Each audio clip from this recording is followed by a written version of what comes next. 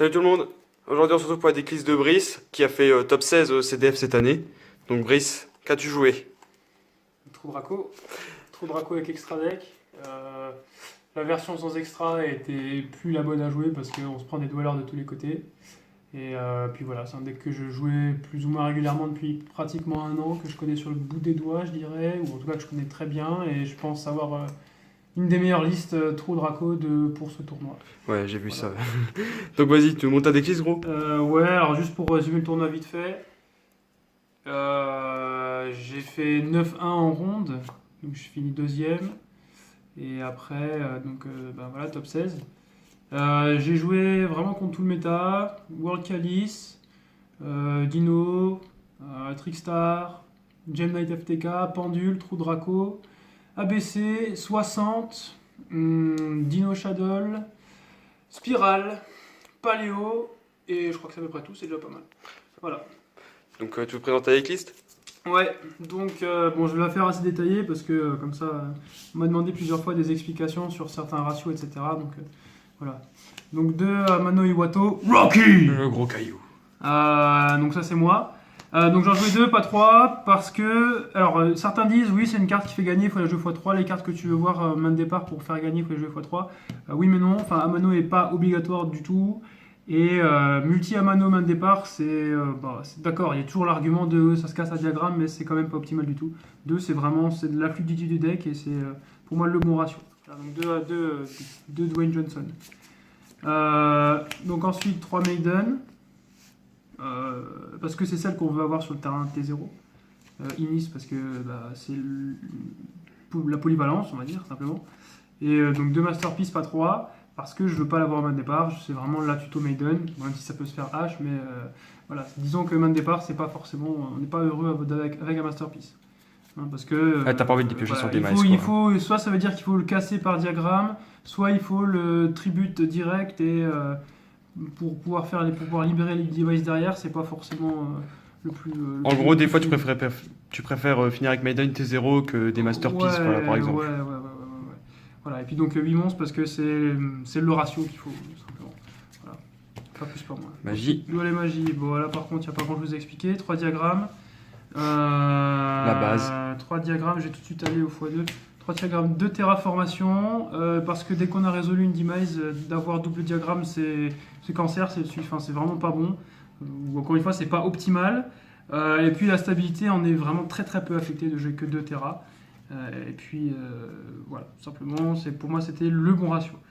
3 héritages, évidemment, c'est la meilleure carte, enfin c'est la carte clé du mirror match, plus qu'autre chose, plus que tout autre. Contre Tuki Dino aussi. Ouais, Trouking qui traîne aussi. 3 disciples, voilà. Évidemment les 3 demise. Grosse carte. Les 3 pods, 2 désirs. Et Upstart. Alors, donc avant d'aller plus loin, juste peut-être situer, si on parle d'une situation où on a toutes les cartes de draw ensemble, quel est le bon ordre d'activation de ces cartes? J'aurais tendance à dire, si on a la possibilité de toutes les résoudre, toujours commencer par l'incertitude, donc toujours commencer par peut-être même commencer par la demise, puis le desire. Parce que si Desire into Demise peut ramener des monstres de la brique, etc. Puis l'Upstart, puis le pod, puis le diagramme et l'héritage, donc c'est-à-dire les fixeuses à la fin et l'héritage en dernier pour pouvoir maximiser. Voilà, et encore une fois, donc si on a des combinaisons avec seulement certaines d'entre elles, donc pod Demise évidemment, on va d'abord faire Demise pour tenter de récupérer la mano pour avoir une Demise gratuite. Voilà, Demise, j'ai pas grand chose à rajouter dessus. Si ce n'est que c'est parfois comme ça qu'on perd. Enfin, j'ai perdu mon match de top 16 et ma game 3 de ma seule défaite donc contre Trickstar parce que justement ma demise me donne que des monstres ou parce que j'ai déjà des monstres main, mais bon, ça fait partie du contrat on va dire. Voilà, donc ensuite pour les pièges, 3 Apo, Return, normal. Voilà, donc juste avant d'aller plus loin, 2-3 petites indications aussi pour le mirror. En général, en mirror, on fait terrain vide après side pour pas commit sur le terrain et pour pas se faire dépop par l'autre en face quand il nous laisse commencer. Mais il y a une situation qu'on peut quand même essayer de créer, c'est-à-dire placer une maiden au cimetière, avoir la tuto masterpiece et 7 returns. Comme ça, même en cas d'evenly match, le return reste là, on peut toujours reborn et avoir le master P monstre piège absolu en mirror. Ça, c'est la première chose. Et d'ailleurs, j'en profite aussi pour revenir juste sur une autre petite twist en mirror. On a l'habitude de decide à mano, mais quand on se regarde comme des chiens de faïence et que personne n'ose commis sur le terrain, Amano tape, revient en main. Si l'autre ne fait toujours rien, tour d'après, ça peut faire OTK. Donc, on peut laisser Amano en main après side. Voilà, donc ensuite sur les pièges. Donc dans les floodgates, 2 parfums anti-magie. C'est la plus générique, on va dire, mais c'est pas la meilleure. 2 rivalries, qui m'a fait gagner le match de la ronde 10 toute seule. J'avais rien, je l'ai posé, je l'ai bloqué sur Electromite. Désolé, Raph. Et puis donc ensuite OTK, au bout de quelques tours. Mais pour moi, la carte qu'il fallait jouer, vraiment, la floodgate la plus intéressante, la plus importante pour les 2 decks principaux du format, donc Pendule et Draco, c'était Nightmare. Donc Nightmare a plusieurs utilités, évidemment, casser les diagrammes en face, casser les héritages en face, etc. Ça casse aussi les scales pendules. Quand on remonte un board pendule, cauchemar, ça peut également donc clean le board, clean les scales, et même si ensuite il arrive à la gérer, il y a parfois qui peut être derrière. Et puis aussi, surtout en mirror, ou même contre n'importe quoi, ça peut faire tempo. Si on a une main plutôt bricasse, à base de, je sais pas, héritage, disciple ou justement des appos, on peut les activer, set l'apo, et puis prendre pour l'adversaire, flipper le cauchemar, péter, ça fait PTMP, etc. Et donc du coup, on peut aussi attendre son tour, péter, et résoudre un héritage comme ça et repartir par là. Donc voilà, donc pour moi, Unending, c'était vraiment la floodgate du format. Enfin, du deck en tout cas. Skid Rain, paradoxalement, c'est la x1, mais c'est la moins bonne pour moi des floodgates que je jouais. Mais voilà, elle reste quand même très forte évidemment. Voilà. Donc 7 floodgates, je pense que c'était le ratio correct qu'il fallait jouer. Et donc la dernière, donc le Solemn Jugement. Pourquoi Alors pourquoi j'hésitais entre jugement et transcendance, entre un jugement et une transcendance en main, parce que si on joue un transcendance en main, on passe en dessous de 33% de se faire FTK par pendule FTK avant le dice roll évidemment, mais j'ai préféré me dire ok, j'accepte la manche 1 concédée contre FTK et j'essaie de me protéger un minimum, d'avoir un out que je peux hard draw à force de tuto, de piocher, etc. Contre tous les decks qui go second et qui veulent evenly match. Voilà. Donc d'où la présence du Solemn. Ensuite donc je joue un extra, target à cherries, j'ai pas eu à le faire. J'ai eu à le faire, mais apparemment c'était pas le bon qu'il fallait mettre. Bon, je connaissais pas assez de Generate FTK, mais j'ai eu à le faire. ABC Buster Dragon, j'ai pas eu l'occasion de le faire, mais j'aurais pu la toucher. Cherries à ce moment-là. Ça, j'en ai pas joué. Omega, j'ai pas eu à le faire, mais je l'ai invoqué, puisque je jouais contre Gem Knight FTK. On était dans une situation où j'avais un Masterpiece Magie Piège qui pouvait pas gérer son bloc dragon en défense. Et puis je me suis retrouvé avec 3 haches de Reaper en main. J'ai commencé à invoquer des Sacro 8, quoi. Au cas où il des Winwitch, parce que du coup il est ingérable, à part avec Transcience.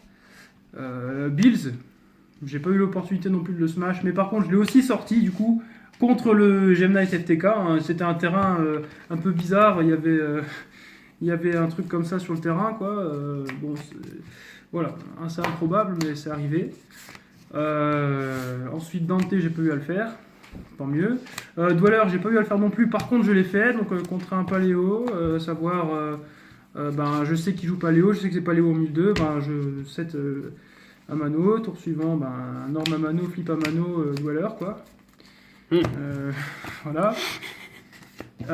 Volcazor Gaia pour la combo, j'ai pas eu l'opportunité de le faire, mais en théorie ça reste intéressant. À l'ancienne. Voilà. Induk pour les World Calice, j'ai pas eu à le faire.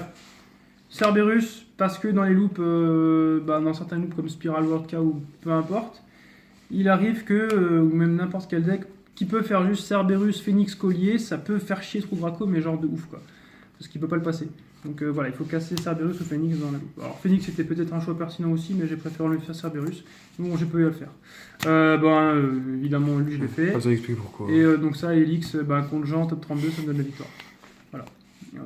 Rien à dire de plus sur le side. Un peu sur l'extra, pardon. Ensuite le side, donc je jouais 3 cherries du coup. Anti-FTK, anti-tout quoi. 3 H. pareil, je les side. Donc ça, je le side contre pendule quand je commence pas. Ça, je le side pas contre pendule quand je commence pas, sauf si je joue la version FTK. Je le side contre trou en mirror et puis contre d'autres trucs. Le Raigeki pour gérer le Masterpiece Monstre Piège, qui est théoriquement le plus fort en mirror, mais qui finalement, après moult tests, n'est pas celui qui sort le plus souvent. Le Masterpiece qui sort le plus en mirror, mine de rien, c'est le Magie Piège. Donc Raigeki, c'est pas forcément la panacée non plus. C'est pour ça que j'ai pas multiplié les out Magie, enfin Masterpiece Monstre Piège. Ensuite, donc là je passe déjà au piège, donc vous voyez qu'il n'y a pas de Zafion. J'aime pas du tout Zafion, pourquoi? Parce qu'en mirror il se fait bait d'engine. C'est-à-dire, j'explique rapidement pour ceux qui ne savent pas, même si je pense que à peu près tout le monde le sait. Si on a, allez, je sais pas, nettoyer un Inis sur le terrain, et puis plusieurs MP posés, il tape avec son Zafion. Et puis ce qui va se passer, c'est qu'on va dire damage step, on va faire Apocalypse. On va attribuer le Inis, donc il y a certes il y a un changement du nombre de monstres sur le terrain, donc il devrait théoriquement avoir un replay pour retaper, mais on est en damage step, donc il n'y a pas de replay de battle en damage step, donc le Zafion n'a pas combattu, donc il shuffle rien. Donc c'est un moyen de gérer le Zafion à la tempo, et ce qui fait qu'il passe jamais en fait. Hein, voilà. Donc pas de Zafion pour moi. Par contre, donc Red Reboot était joué partout. Dernier moment, ou plutôt quelques jours avant, on m'a vraiment convaincu d'enlever les scolding et de mettre des wiretaps. Red Reboot est vraiment trop effrayante. Red Reboot plus Evenly Match, c'est trop, donc il faut absolument la brigade anti end-trap pour le coup, qui sont vraiment des end-trap quoi. Donc ça m'a fait gagner 2 matchs, j'ai annulé 2 Red Reboot avec ça, une Evenly, c'était propre. Du coup, 3 Evenly pour le Mirror ou autre, peu importe. Et 2 Transcience, anti-FTK, ça peut servir contre des trucs genre Bills, etc. Voilà. Voilà pour la decklist. Tu as autre chose à ajouter, Brice? La decklist est vraiment bonne, je ferai aucun changement, à part un seul. Du coup, avec le recul, c'est que j'enlèverais vraiment cette target-là et que je mettrais peut-être la target qui fait Starving Venom dans Gem Knight, mais bon, c'est quand même assez marginal, sinon on n'en changerait rien, la decklist était vraiment parfaite. Oui, c'est juste sur un petit détail, quoi. Voilà. Des remerciements? Ouais, un petit peu à tout le monde, on va dire. Enfin, tout le monde. J'ai pas remercié j'ai pas remercié pour un score qui est pas exceptionnel, mais je suis pas allé jusqu'aux objectifs que je souhaitais atteindre. Mais bon, on n'a pas gagné, mais voilà, je remercie quand même les gens avec qui j'ai playtest, Clément, et puis les quelques autres personnes avec qui j'ai discuté et échangé, Ryan, Samir, etc. Et puis tous les potos qui étaient là, félicitations à Guillaume pour sa victoire, félicitations à tous les potos qui ont top. Et puis voilà, tout simplement, on se reverra à l'Europe. Parfait, Brice. Merci pour ta decklist et à bientôt. Yes, pas de soucis.